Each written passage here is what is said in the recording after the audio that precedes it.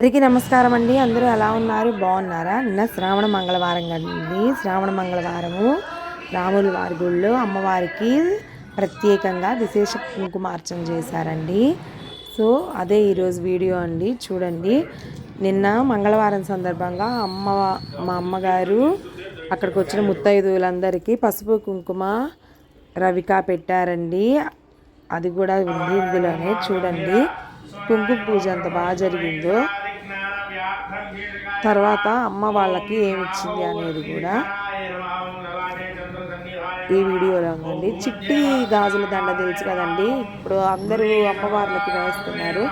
అలానే మేము కూడా చిట్టి గాజుల దండ తీసుకెళ్ళి అమ్మవారికి ఇచ్చామండి. చాలా బాగుంది చిట్టి గాజుల దండ అమ్మవారికి. ముందుగా అమ్మవారి దగ్గర మొదటి తాంబూలం పెట్టి, తర్వాత అదిగోండి చిట్టి గాజుల దండ గ్రీన్ కలర్ది అమ్మ తయారు చేశారండి. చూసారా ఎంత బాగుందో. ఇది ఇంకా అమ్మవారి మెడలోనే ఉండిద్దని చెప్పారు. అమ్మకి వెయ్యాలనుకున్నారు. సో అమ్మ తెచ్చి చేసి అది అమ్మవారికి సమర్పించారండి. నైవేద్యము అన్నీ పెట్టేస్తున్నారు కుంకుమ పూజకి. చక్కని తల్లి అదిగోండి.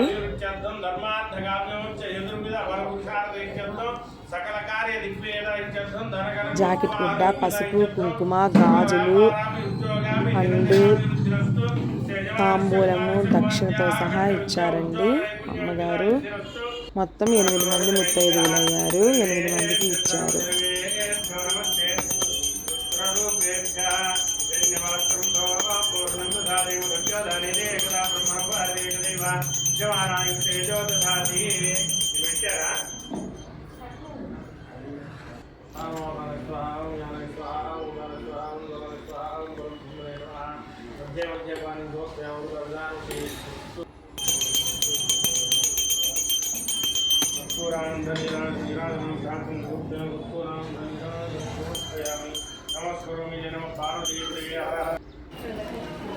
అదిగోండి అమ్మ ముందుగానే రెడీ చేసుకొని ఇచ్చారు.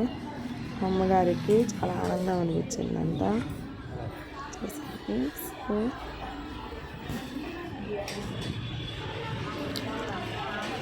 ఎవరన్నా గిరి ప్రదక్షిణ చేయాలనుకున్న వాళ్ళు 8వ తారీఖు అండి, 8వ తారీఖు